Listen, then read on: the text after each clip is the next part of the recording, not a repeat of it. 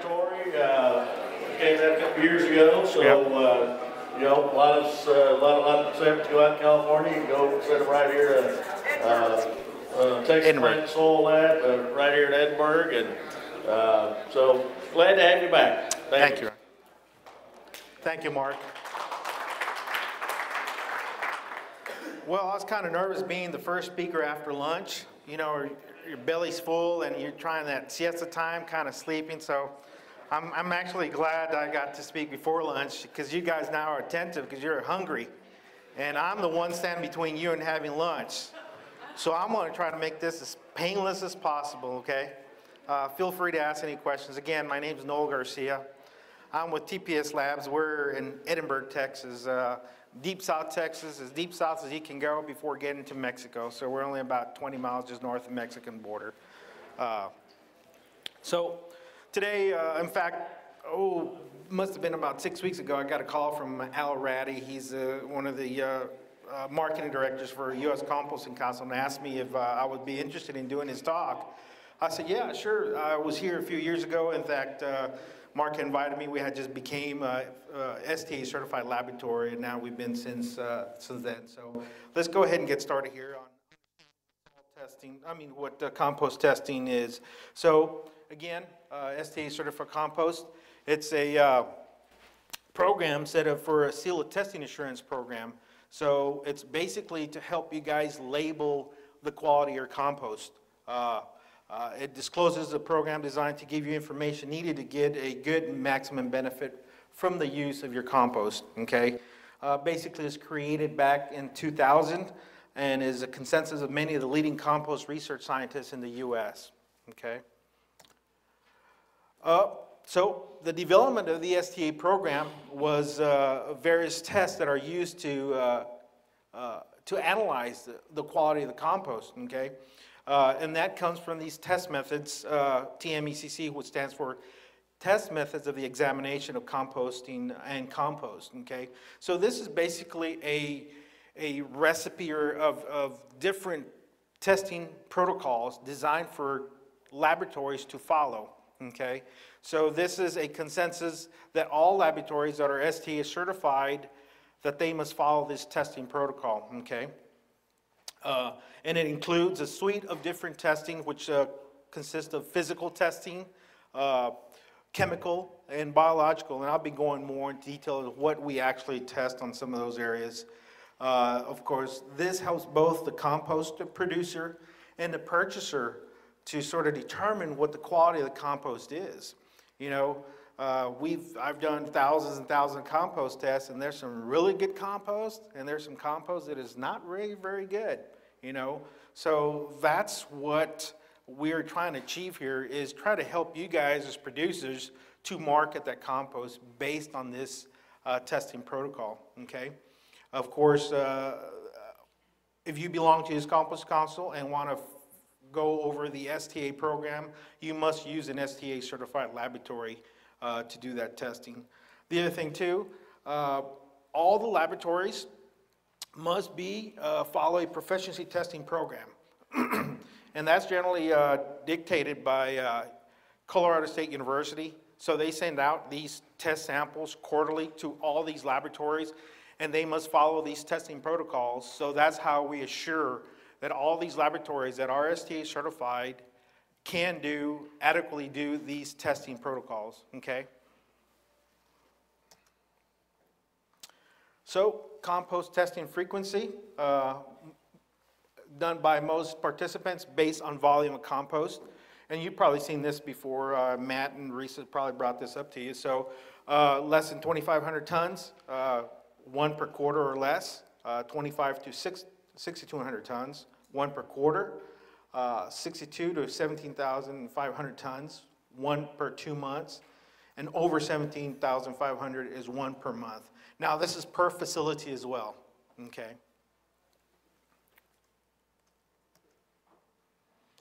So what are the basic components that the laboratory will be providing to you when we're testing this protocol? So you heard Risa talk about the moisture content, how important that is. So we go over moisture, pH too.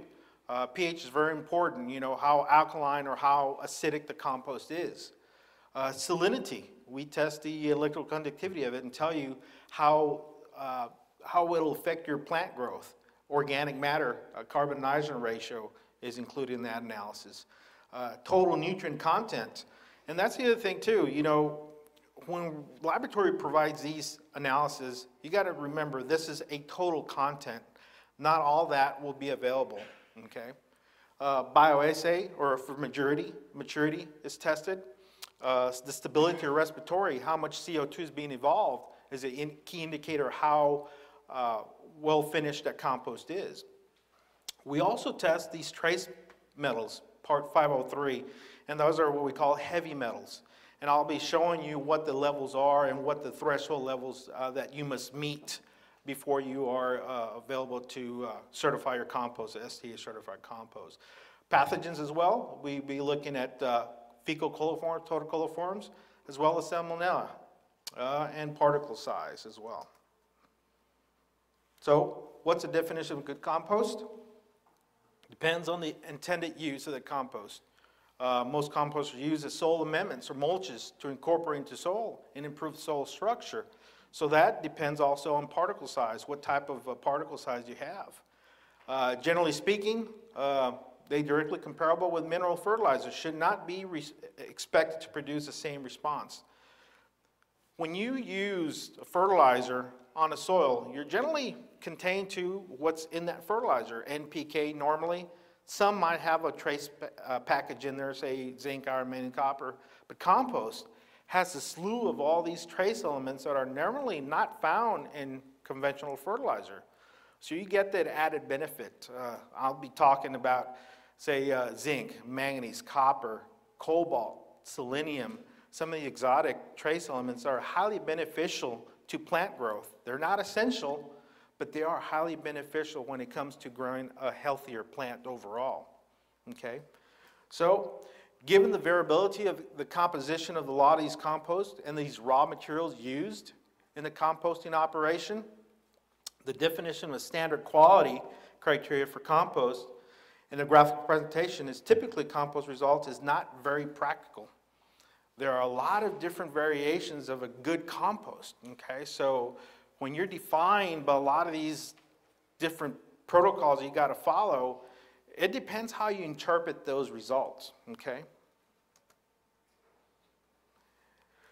Now I'll be going a little bit about sampling here, because just like any test that you provide to a laboratory, the test that you get from a laboratory is only as good as the sample you submit.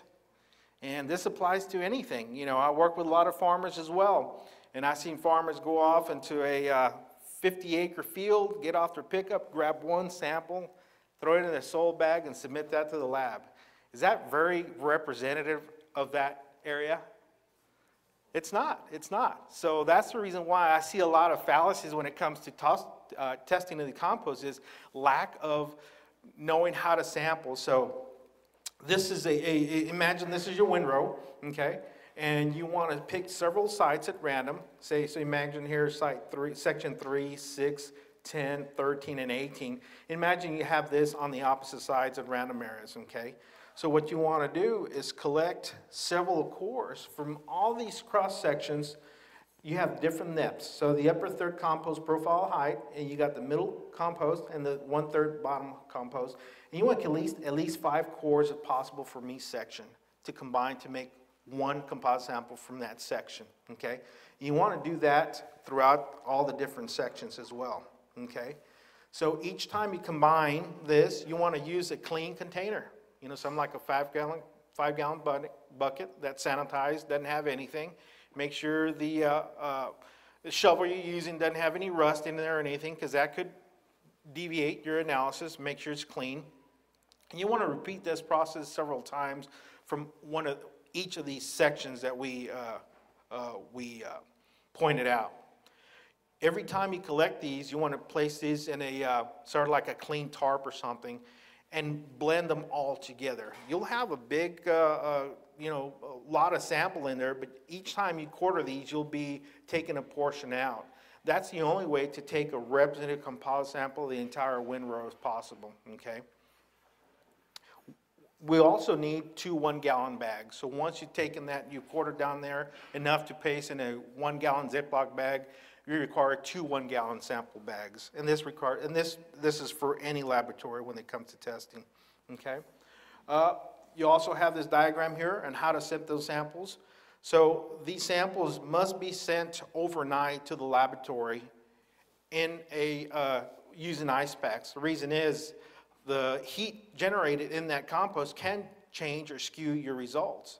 Specifically, if you're looking at salmonella or coliforms, fecal coliforms, you got to make sure that you ship these on ice overnight, okay? I have a key there. Sometimes some laboratories don't work over the weekends, so I highly recommend when you're shipping these samples, do it through the first part of the week, at least Monday through Thursday. That way there's no issues that, hey, you know, I sent it on Saturday, you were closed, it sit out there, and now your results can come back skewed, okay? So definitely call your lab to see that they will be there to take those samples. Okay, let's go start on the different aspects of testing. So moisture. No absolute moisture levels, which is ideal for manure, compost, or waste products. So moisture's relative process goals at the sample's water holding capacity. Labs will provide reports on a dry weight basis. So generally, I'll show you right here in a few minutes some different reports. So you got different columns measuring the dry weight basis. So all laboratories, when they receive the samples, they would dry them down, and that's how we can accurately weigh the samples and provide you a dry weight basis. And then based on the moisture content, we'll tell you what as-is received basis of those materials are. So optimal biological activity occurs around 60 to 80% saturation at water holding capacity, okay? Low organic material is adequately wet at 30 to 40% moisture, okay? High organic material will typically have a fresh compost mix requires about 45 to 65% moisture, okay? Again, those ideal ranges, that's depends on how you interpret the results. So this is a formula here for dry matter versus received weight. So basically, you take the dry matter basis and take the percent dry matter divided by 100, and that gives you as received basis, okay? Generally, most laboratories will provide this for you, so you don't have to have this calculation, but just in case, you have that calculation there. So, organic matter content. While compost is added to soil for organic matter provides a source of energy for soil microorganisms. The stable residue remaining in the soil after decomposition, organic matter by soil organisms is converted to humus, okay? So as a laboratory, there's several testing protocols of here. So one is where the organic matter content is calculated based on total carbon. So some laboratories can run the total carbon access and then multiply by 1.72 and give you a suggested total organic matter, okay? Now, most laboratories use this, what we call the LOI, loss of ignition. So basically what we do, we take the total compost, run the moisture, and then run it through a furnace, okay? Generally 550 degrees Celsius for 2 hours, and we ash that, okay? And based on the difference of weight is how we come up with the total organic matter. Now, that encompasses everything that's undecomposed, plus what's fully broken down, what we call humus, okay? Now, there are some laboratories that also run the Walkley black organic matters, the active fraction. And basically, that's the one that tells you how mature a lot of the compost is as well, okay? So if you've got a very high organic matter, say 40% or 50% organic matter, but your active fraction is, say, less than 1%, then that means it's not a finished compost, okay? You get over 2.5%, 3% active fraction, then that's a very good quality compost. So again, that's generally another add-on to LOI when you start to looking at different fractions of maturity. pH and carbonates, you'll be surprised how many calls I get. I work with a lot of landscape suppliers that have to meet these landscape architects specs, and this is the one that always misses specs. They always put a spec to say 7.8 or 8, and generally you'll have some compost 8.1. Well, pH is a very nebulous figure, okay? Meaning that you test it now, you test it an hour later, 2 hours later, that can change over time, okay? And what I tell landscape architects is as soon as you put this compost out there with the native microbes onto and add moisture to it, those organic acids will start being consumed or will be released by the microbes, so that pH will generally drop. It's not a major issue when you got pH around, 8, 8.1. It will change and it will drop, okay? A lot of times what contributes to the high pH is the quality of the water being used on top of that compost pile. So if you got a high alkaline pH, high bicarbonates, guess what? Your pH will tend to be a little bit higher in your compost. But it's a transitional pH. You see this ideal pH range for most compost, 6 to 7.5.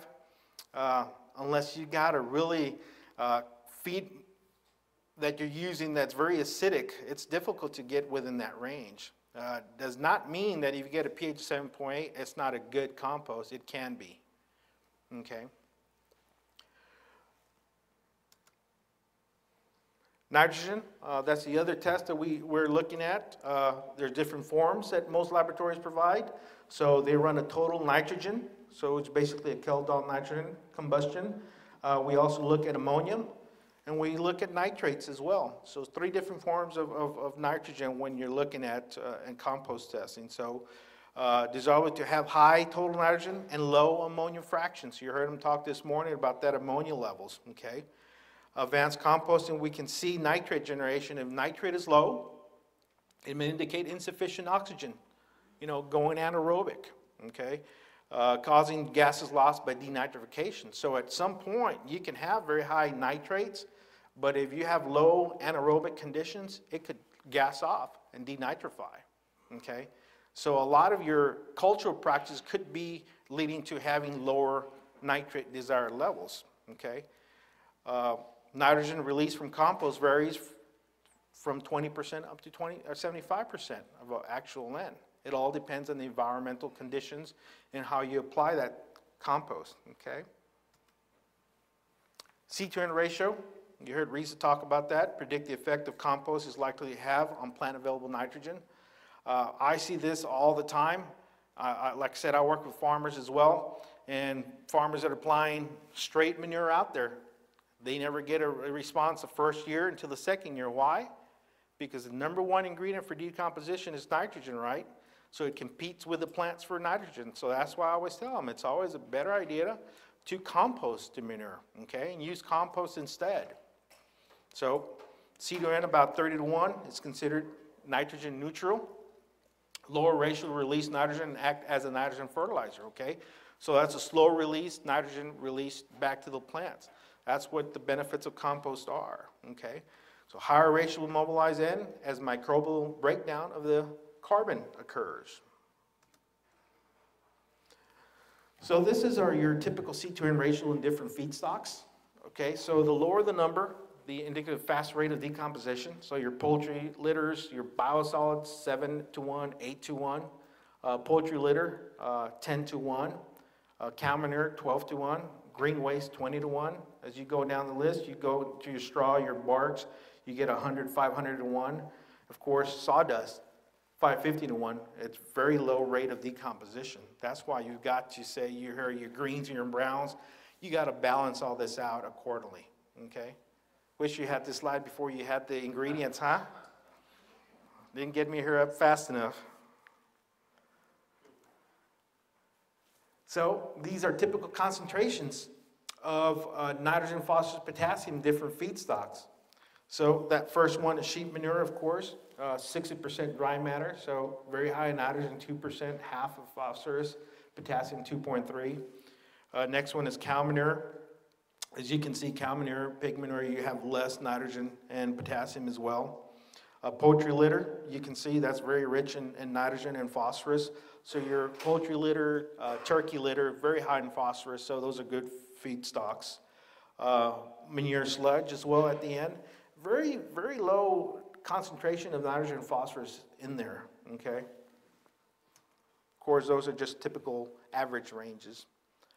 So mineral contents are reported as a total content in that compost on a dry weight basis, okay? So reported in ranges from 0.05 up to 2%. Again, it depends on the feedstocks you're applying. There's other compost operations that want to include or increase a lot of these, so I'll work with them to apply other natural products in there, like soft rock phosphate. They want to increase their phosphorus. A lot of times they want to decrease their pH, so we'll add sulfur to it. And there's a lot of different ways we can customize or custom blend a lot of these composts after they're done composting, okay? So typically, dry weight basis times 20 in percentage would give you pounds per ton of actual nutrients applied, okay? So looking at as a landscape architect or as a farmer, we want to know exactly how many units or how many pounds of each nitrogen, phosphorus, potassium, all minerals applied, and that is a formula. And most laboratories will provide that to you in the report as well, okay? So some of the minerals you'd be looking at, of course, phosphorus, potassium, sodium, calcium, magnesium, micronutrients, zinc, iron, manganese, copper, and boron. Again, these are all total nutrients, not unavailable forms. And I'll show you the difference here shortly, okay? So these are some estimates of availability of those nutrients. Of course, some vary. Some are more available the first year, the first season. So notice phosphorus, calcium, magnesium, 40 to 50% available the first season. So the remainder would be available the following season, okay? Potassium, sodium, sulfur, very high, 75 to 85% the first season. Micronutrients are the lowest, 25 to 35%, zinc, iron, manganese, copper, boron. Again, very general numbers that depends on moisture, microbial activity, and so forth. Soil temperatures as well. So salinity, this is a millimoles per centimeter or decisiemens per meter. You can see less than 1 is considered very low, may be used as a direct growing media. Low topsoil, 1 to 2%, substitute for container media. 2 to 5% medium, more for top dress and incorporation. 5 to 10, top dress incorporation with dilution. And above 10 is considered very high, okay? Now, question, when you see salinity, what do you guys think of? Salt? What forms of salt? Sodium? Potassium? Chloride? See, that's the other thing when you're looking at all these interpretations. Can you have, say, a salinity of, say, 5 and still use as a direct growing media? It depends on the composition. Because when you see a salinity of 5, it may not be sodium chloride. It could be potassium, it could be calcium, it could be magnesium. In fact, I've seen some compost that comes back, say 8. And this chart would say you cannot use it as a direct growing media, but you look at it, it's high in calcium, magnesium, not sodium chloride. So it's a matter of interpretation, okay? The other thing we test also is for these inert contents, you know, these different categories, plastic, glass, metal, stones, and that's more of a visual thing that the that the laboratories do, and they screen that out. And based on the weight of that total weight, that's how we come back with what percentage that compost had in that sample you submitted. Density, as received, packed pressure simulating a pile depth of 4 feet. So reported in pounds per cubic foot or pounds per cubic yard, okay? Fresh density compost gives a good indication of porosity, and that, in fact, the porosity is calculated based off of density. So ideal porosity, percent air volume, is 40 to 60%, okay? Ensures adequate oxygenation. You heard Risa talk this morning about having more aerobic conditions for the better decomposition of that organic material. Also depends on pile size. So you got this chart here, pounds per cubic yard and air volume. So you had 40, 60%, so ideal density should be around 750 to 1,100 pounds per cubic yard. You get above that or below that, then you start having anaerobic conditions, okay, which will affect your decomposition. So you got to be careful. Respiration rate, this is carbon dioxide evolution. So there's different methods here used, but it basically understanding the stability and maturity of a form of the compost based on microbiological activity. So the more active the biological activity is, the more CO2 being is evolved. And that's what, as a laboratory, we test that CO2 being emitted, okay? So carbon evolved relation to total carbon indicates freshness or stability, okay? STA requirement, CO2 evolution, milligrams of CO2 per carbon per gram of organic matter per day, okay? Now the other one that we do also is the silvina test, and you guys have probably seen that here the last couple of years. That's a growing environment. So when you're running for STA, generally you run the CO2 evolution, and if you run for TxDOT, they require the silvina test, okay? So basically here, total carbon, you're looking at 0.8 to 1.5 medium, CO2 around 4 to 8. So those are different levels you can have in the CO2 test, and that will be rated on your analysis, whether it's low, medium, or high, okay? Now the subida maturity test, again, it measures the respiration and ammonia evolution. So we test the amount of CO2 in the ammonia. Based on that, we come up with this subida rating, what you call rating. So generally speaking, values above 6 are acceptable for finished compost. Now they do have this subida test available for you guys to use. The only thing is, make sure that you follow instructions properly to do at your place of site. Otherwise, see, as a laboratory, we have all these analysis done under ideal growing conditions, okay? Proper moisture and so forth. So you got to make sure that if you're doing it, decide to do it, make sure and follow instructions properly. So, subida test, 8, highly matured for all uses, considered finished. So 8 through 6 considered 8 through 7 finished. 6 considered active, so compost finished and ready for some uses. Number 5, curing can be started, limited use. Number 4, moderately active, and the list goes down to 1, fresh, raw, extremely unstable, okay? So that's based, again, on the amount of CO2 evolved and the ammonia being emitted, okay? Heavy metals, EPA 503 rule. So heavy metals are required in certain types of waste. Including biosolids or compost derived from operations that exceed certain minimum annual tonnage limits. Important to understand this concentration of the sample and loading rate to the soil as well. Again, how you interpret those results. So federal EPA 503 rule establishes acceptable levels, loading rates for the sludge or biosolids compost where more stringent state rules do not already apply. Of course, European countries also have metal limits which are considerably stricter than EPA levels, okay? So again, here is the EPA maximum threshold levels by heavy metal. So arsenic, less than 41 milligrams per kilogram. Cadmium, 39. Chromium, 1200. Copper, 1500, and the list goes on. So these are as long as you're below this, and most laboratories will show you this, where you're a pass or fail based on these threshold levels submitted by EPA. Phototoxicity, again, this is mostly a seedling growth response. So phototoxicity of poor plant response results from several factors, including amounts of metals, oxygen demands, salts, ammonia, volatile organic acids. So basically we take a crop like cress or cucumber and run it through a 5 to 7 day germination, compared to a control. And that's how we come up with these germination phototoxicity. Okay, so based on the control, say a pro-mix control, phototoxicity classification, so as long as you got a germination above 85%, that's considered not toxic, okay? 70 to 85%, moderately toxic. Less than 50%, you get into the toxic area, that's where you stop saying that you can be used as a direct growing medium, okay?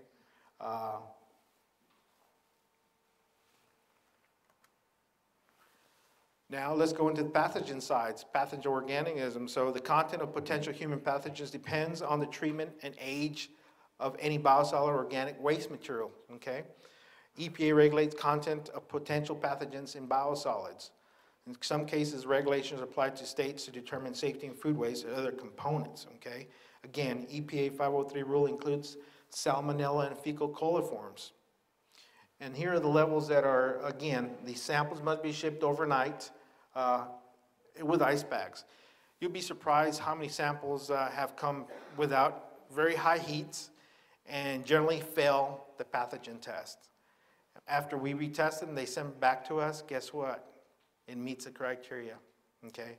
Again, you got to be careful. You got to remember, ship those overnight. Try to keep them as cool as possible. So again, fecal coliforms, total coliforms, less than 1,000 most probable numbers per grams is considered a pass, okay? Salmonella, less than 3 most probable number per 4 grams is considered a pass. Other testing, polychlorinated bipheноls or PCBs for pesticide screens, EPA method 8082. Media analysis. I'll be showing you some results on that, and then soluble available nutrients. So basically, this is what the laboratory will come or send to the U.S. Composting Council to see whether your compost you submitted is STA approved, okay? So we'll show them the percent organic matter, nitrogen, C2N ratio, NPKs. We will show them the salinity, pH, CO2 evolution, and then you'll see the percentage of inerts. And then also your pathogens will come back as a pass or fail based on that, okay? Total metals as well, where the pass or fail based on the 503 list I just gave you, okay? Once you submit that, you submit this, the laboratory will submit this to the U.S. Composting Council, and then you'll get certified, okay? Now, this is an example of the soil test that we provide, compost test that we provide. Again, those are trace elements, milligrams per kilogram. Again, dry weight bases as well as receive bases, okay? We also provide the pass or fail for each of the trace heavy metals and the APA limits that you must meet or be below, okay, to get certified. Fecal coliforms, pass or fail again. Sieves, 3/8 inch, and we also do the maturity index there. Stability, and then of course your inerts. And that is an example of a total nutrients, C2N ratio, and all their major micronutrients as well. Okay. Now, this is example, again, this is for TxDOT. The only difference here for TxDOT is that we run the subida test instead of the CO2 test, CO2 evolution. That's the only main difference for TxDOT. Okay. Now, you heard me talk earlier about salinity and so forth. I do a lot of this work consulting with a lot of the compost operations where we look at coming up with different direct use media, okay? And these are different media, so you can see base mix, rose mix, turkey mix. So all this are what we call direct use, okay? And we've actually color-coded it so it's easier to read. And this is where I was saying, a lot of times, this soluble salts helps you interpret whether your salinity is good enough to be used. For example, let's take one of these where pH was very high and salinity was high. Well, all these salinities were low, but let's say that one of them was very high and your calcium was very low, then that would be a major issue. But say you got a EC of 4 or 5 getting to a marginal to high range, but your calcium is very high, or soluble calcium, that helps buffer against that toxic effect of sodium, okay? Again, you got to be careful, and you got to make sure that you know what your soluble portions are as well. So the media analysis is another thing to consider. Now, this is not necessary to get STA certified. This is just for you guys as composters when you come up with your blends to see how well you compare to other medias as well, okay? With that, there's my contact information. Can entertain any questions if there are any. Yes, Mark? With your background, what is your opinion on these big restaurant chains not buying leafy vegetables grown in compost? As far as the quality goes, Mark, is that your question? Yeah, they're saying when people get salmonella poisoning or whatever from the salad they get, they're saying that's because it's grown in compost. We're not going to. You know, I work with both organic growers and conventional growers, and I think the issues is lack of knowledge. I think the composting and some of the problems is not coming from the compost. It's just how they misused or buying from not using a quality compost. And I think that's where going and becoming STA certified can really help you market yourselves, okay? And say, hey, this is a good quality compost. We're free from any pathogens. And you got good quality compost. And you heard me talk about the trace elements. You know, people now, the homeowners, you know, I got my wife on organic crops now, and man, she gets that, got to be organic, everything for my daughter. In fact, funny, my daughter comes in, hey, she was having dinner with her friends. I said, do you eat dinner? I said, no. I said, man, they don't buy organic beef, so I don't want to eat it. But anyway, you can taste it, and you've got a lot of higher vitamin content when you use compost than traditional fertilizers, okay? Because you get all these trace elements that are involved when you use a compost product. And like I said, I worked with conventional farmers too, and I got them applying 3 to 4 tons of compost per acre with phenomenal results. So, yes, sir? Can you talk about interpreting total nutrient, available nutrient? How we should look at that when we see it on our test? So total nutrients, again, we're using a harsh extraction and acid extraction. So you saw my percentage of what's actually available the first year, okay? So the available portion tells you what's available now for your growing season. So a lot of landscapers want to know what do we have now versus later. And that's a good idea to do a comparison of running both, just not the total, but the available portions. Because a lot of times you can have a lot of good total numbers, but then your crops don't respond very well because you might not have a lot of availables, okay? So you got to be careful, okay? Ma'am, you had a question? Yes, just to follow up on California, you mentioned improper use of compost, or compost that I guess didn't meet a certain standard. And tying that into your example of how important it is to take good samples and good testing, and you talked about, you know, making sure it's shipped on ice, for example. But when we sell the compost, we're not selling it shipped on ice. So no. I understand how the coolness and the heating factor is going to affect the results, but isn't that kind of giving you almost a false sense reading of what your compost is under the ideal test conditions versus when you apply it in the real world?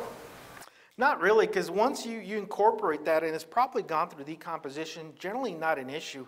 A lot of things I've seen sometimes where it comes back as a fail is say, you know, I see this all the time, just like my anecdote about the guy coming off pickup program. So you delegate one of your workers to go take a sample, and they go off just the top of the side of the compost and grab, and you don't know what critter might have been there the night previous before, or somebody flew and dropped it. So you can get a fail when it comes to one of the pathogens, okay? Now, if they take it the time and you've taken the sample properly, generally not an issue. And I can see where you can see where that could be an issue. But generally, once you, again, a lot of the leading scientists came up with these protocols, not only sampling, but the testing. And they followed that to make sure that that's not an issue, okay? Matt, do you have anything along those sides? Yeah, it's a great question. I've been doing this for almost 30 years. I've never heard anybody ask that question. So it's an awesome question. I think, again, you have to go back to what Reese said this morning. Oh, I'm sorry. Going back, the pathogen. No. The pathogen tests come from, that's right, the pathogen tests come from the biosolid side of it. They're really worried about human pathogens. And these are indicator organisms that you're testing. So it's really just a range, it's kind of a pass-fail in some ways. So I don't see it come up that much. The concern, I think, with why you keep the sample on ice is because those indicator organisms are ubiquitous, they regrow very quickly. So you don't want, you can screw up the test. It doesn't mean that you're going to find them because these are killed readily at the temperatures that we're regularly composting at. So I don't know. I've never seen any research that shows, oh, you passed the test, but man, when you do it in the field, you get these huge numbers. They're just indicator organisms. They're just trying to give us some sense. Did you go through a heat, time, and temperature process? Really? So. Yeah. Any other questions? Yes, sir? So, Yeah, can you go back to the pH level? Because I've got customers concerned about our level being in the high 7s, almost tapping 8. So how do I get that back? Man, that's a tough question. You know, again, it's a nebulous figure and generally starts dropping down, but we've been applying sulfur to the compost and had phenomenal results, you know, because the main transition from elemental sulfur to sulfuric acid is done by microbes, okay? So when you put it into a microbial-rich product like compost, they do that actively, and it tends to drop the pH down. And not only that, but we've done it to where you blend it before you go out and put it on your landscape beds or a farmer applies it, and had a lot of phenomenal results by that because of the acidification by the microbes expelling a lot of the organic acid and converted to H2SO4, which is sulfuric acid, and drops the pH. Again, it's temporarily. It happens within 90 days. After that, it loses its efficacy. But again, small rates. We're talking about 80 pounds per acre. So generally not a big issue and not a big investment, but the outcome far outweighs what you're investing in that compost. So you can play with some of this compost after it's done by applying different products like sulfur in this case. Sir? Mainly we utilize sulfur? Yes, sir. Yes, sir. Elemental sulfur. Any other questions? If not, I'll be here at my booth all day today and Wednesday. Alrighty? Thank you.